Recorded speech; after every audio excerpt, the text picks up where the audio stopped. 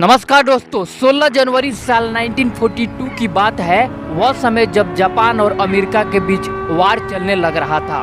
Japan America पर समुद्री रास्तों से हमला करने लग रहे थे, इसीलिए अमेरिका अपने 3 आर्मी ऑफिसर को इस मिशन पर भेजते हैं कि वह वहां जाकर जापानीज पनडुब्बियों को मार गिराए।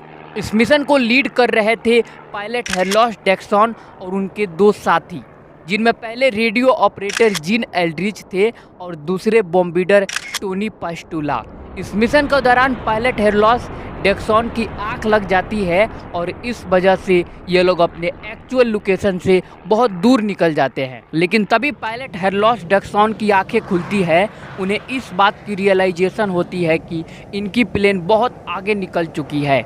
तभी पायलट नोट करते हैं कि इनके फ्यूल भी ख़त्म होने लग रहा था।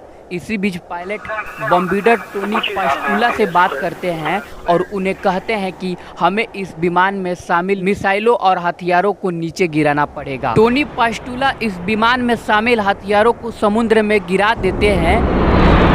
इसी बीच पायलट रेडियो ऑपरेटर जीन से पूछते हैं कम्युनिकेशन के बारे में, लेकिन दूसरी तरफ से रेडियो ऑपरेटर बताते हैं कि कैप्टन, हम बाहर के लोगों से कम्युनिकेट करने में असमर्थ है क्योंकि वार के दौरान हमारा एंटीना टूट चुका है। लड़ाई के दौरान उनका एंटीना खराब हो गया है, इस कारण से यह किसी तरीके का कोई कम्युनिकेशन दूसरी तरफ नहीं भेज सकते हैं। हालांकि इन्होंने कोडिंग के जरिए भी कम्युनिकेशन करने की कोशिश करी थी, लेकिन इस कोशिश में भी वह फेल रहते हैं। इसी बीच कैप्टन उन्हें बता रहे होते हैं कि हमें इमीडिएटली कुछ करना होगा। इस पर यह तीनों अफसर फाइनली डिसीजन लेते हैं कि हमें इस विमान को पैसिफिक ओशियन में लैंड कराना होगा और तीनों उम्मीद करते हैं कि आर्मी अफसर जरूर इन्हें बचाने के लिए आ जाएंगे। लेकिन इन्हें इस बात की जरा भी भनक नहीं था कि इनका यह लैंडिंग कितना ज़्यादा भयानक होने वाला है। फिर पायलट हेरलॉस जैक्सन इस विमान को पैसिफिक ओशियन में लैंड कराने लग जाते हैं और बड़ी तेजी से यह प्लेन समुद्र में जाकर लैंड करती है। इस लैंडिंग में यह तीनों अफसर सही सलामत थे। पायलट हेरलॉस इस प्लेन से इमीडिएटली बाहर आ जाते हैं, मगर इनके दोनों साथी अभी भी इस प्लेन में फंसे रह जाते हैं। फिर यह प्लेन बड़ी तेजी से ओशियन के अंदर जाने लगती है। इसमें बैठे उसके दोनों साथियों का दिल बड़ी तेजी से बढ़ने लगता है।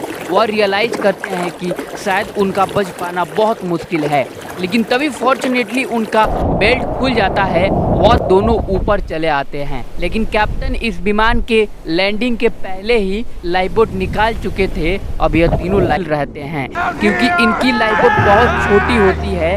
ऊपर से इस लाइफबोट को जिंदा रह पाएंगे। इसी बीच कैप्टन इन्हें समुद्री मछलियों को पकड़ने को कहते हैं। इसके लिए कैप्टन इनके पास जो चीज़ें होती है उससे यह फिश ट्रैप बनाने की कोशिश करते हैं ताकि यह मछलियों को पकड़ सके। इसके बाद इस फिश ट्रैप को टोनी पानी में डालते हैं और सरप्राइजली इनके फिश ट्रैप में एक मछली फंस जाती है।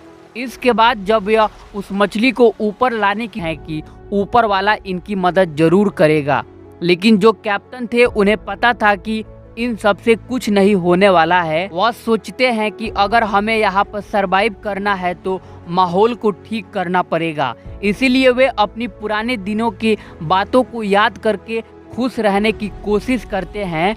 इसके बाद रात हो जाती है। आज की रात इनका बहुत इंटरेस्टिंग होने वाला था क्योंकि टोनी की बात आखिरकार गॉड ने सुन ली थी। बारिश होने लगती है। यह तीनों बहुत ज़्यादा खुश हो जाते हैं। फाइनली यह तीनों पानी भी पी लेते हैं, फिर इस बारिश को एंजॉय भी करते हैं। इसके बाद सुबह हो जाती है। जिन बहुत दिन से कोशिश कर रहे होते हैं कि वह मछली पकड़ सके। कैप्टन उसे कहते हैं तुम अपना समय बर्बाद कर रहे हो, तुमसे यह होने वाला नहीं है। इसी पर जॉन कहते हैं मैं एक अमेरिकन हूँ, मैं हार नहीं मानूंगा। जॉन के इतने कोशिश के बाद अंत में उनके हाथ कुछ नहीं आता है। इस दौरान जिन अपने जेब से चाकू निकालकर उससे पानी में मारने ही वाले होते हैं, तभी कैप्टन उसे ऐसा करने से मना करते हैं। ऐसा करने से गलती से यह चाकू इनके लाइफबोट पर लग सकती है, वह लोग इस पानी में डूब सकते हैं। जिन नहीं सुनते हैं और वह लगातार पानी में चाकू मारते रहते हैं। तभी अचानक से वह चाकू किसी चीज़ में अटक जाती है। वह हैरान हो जाते हैं क्योंकि यह बोट भी हो सकती थी।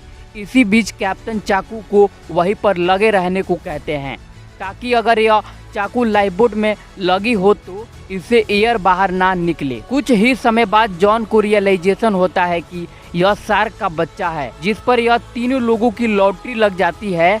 दोस्तों, यह तीनों सर्वाइवल टोटल 13 दिन से बिना कुछ खाए पिए सरवाइव कर रहे थे। इससे पहले वह बिना खाए ही सरवाइव कर रहे थे। खाने के बाद यह पहली बार इतना खुश नजर आते हैं, लेकिन तभी अचानक से शार्क का प्रेजेंट होने का एहसास होता है। अनफॉर्चुनेटली यह शार्क इनके बोट के नीचे होती है, लेकिन यह बिना किसी तरीके का हानि पहुंचाए यहाँ से चली जाती है। यहाँ पर कैप्टन बताते हैं कि यह पैसिफिक ओशियन है, इस कारण से हमें अलर्ट रहना पड़ेगा। और धीरे धीरे करके समय बीतना शुरू हो जाता है। इनकी हालात अब फिर से पहले जैसे होने लग जाती है, क्योंकि यह लोग किसी भी मछली को पकड़ नहीं सकते हैं। ऐसा करने से शार्क दोबारा इन पर अटैक कर सकती है। इसी बीच जिनी टोनी से बंदूक मांगते हैं। इस पर जिनी को लगता है कि शायद टोनी खुद को मारना चाहता है। जिनी बंदूक लेकर इन्हें चुप रहने को कहते हैं और जिनी कैप्टन के साइड में उड़ रहे एक पक्षी को मार गिराते हैं और कैप्टन तभी छलांग लगा देते हैं और चिड़िया को लाइफबोट में लाते हैं। जब कैप्टन इस पक्षी को ला रहे होते हैं, उसी बीच एक शार्क भी उनका पीछा करने लगती है, लेकिन फॉर्चुनेटली वह शार्क से बच निकलते हैं। यह दूसरी बार कैप्टन मरते मरते बचे थे। अब यह तीनों मरे हुए बर्ड्स को कच्चा ही खाते हैं। अगली सुबह कैप्टन देखते हैं कि दोनों साथियों ने अपना ड्यूटी नहीं किए थे। इस पर वह बहुत ज़्यादा गुस्सा भी करते हैं। टोनी कहते हैं कि हमें कोई आइलैंड भी नहीं दिख रहा है, जो मैप बनाया था वह भी सही है या नहीं कोई पता नहीं।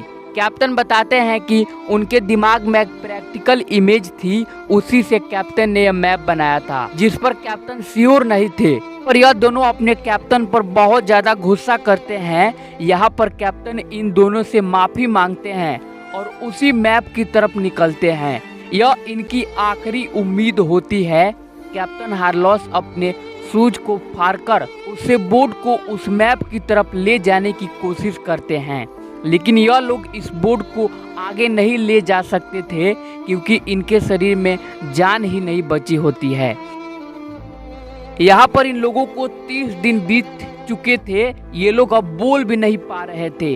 आज की रात दोबारा इनके लिए अच्छी होती है, क्योंकि बारिश होती है और ये लोग फिर से अपनी प्यास बुझाते हैं। लेकिन इस बारिश के कुछ ही समय बाद एक भयानक तूफान आता है, जिसमें इनकी लाइफबोट पलट जाती है और यह तीनों बोट से समुद्र में गिर जाते हैं। प्रॉब्लम यहाँ पर यह थी कि इनके रेडियो ऑपरेटर को तैरना नहीं आता था, लेकिन उनकी किस्मत अच्छी थी। यह बोट के एक ही साइड गिरते हैं, यह लाइफबोट के दूसरी तरफ गिरते हैं, जिस पर इनके साथी इन्हें बचा लेते हैं। और इन्हें 32 दिन बीत गए थे।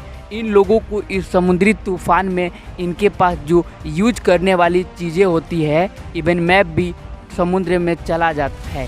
और अब यह तीनों ने भी कोशिश करना बंद कर दिया था। इसी बीच रेडियो ऑपरेटर टोनी उठकर इस शिप को आगे ले जाने की कोशिश करने लग जाते हैं। इनको देखकर बाकी के 2 अफसर भी हार नहीं मानते हैं, वो भी इनका साथ देने लग जाते हैं। ऐसा करते करते 2 दिन बीत गए। अब यह इतना कमज़ोर हो जाते हैं कि उठ भी नहीं सकते थे और कैप्टन ने भी समुद्र का पानी पीना शुरू कर देते हैं। प्यास से मरने से अच्छा है कि वह समुद्र का पानी पीकर ही मरे। इन्हें कोई उम्मीद नज़र नहीं आ रही होती है सिवाय मरने के। अब देखने वाली बात यह थी कि क्या यह तीनों सर्वाइवल बच भी पाएंगे या नहीं। इसी बीच टोनी उठते हैं तो उन्हें कुछ दूर एक आइलैंड नज़र आ रही होती है। पहले इनके यह विजन लगते हैं, लेकिन कैप्टन और उनके साथी को भी यह आइलैंड नज़र आ रही थी। इस आइलैंड को देखकर उन्हें अब बचने की एक उम्मीद नज़र आती है और इनके जान में जान आती है। और यह तीनों इस लाइफबोट पर जोर जोर से रोने लग जाते हैं और भगवान को थैंक्स बोलते हैं। और यह अपने हाथों का इस्तेमाल करके फाइनली किनारे तक पहुंचते हैं।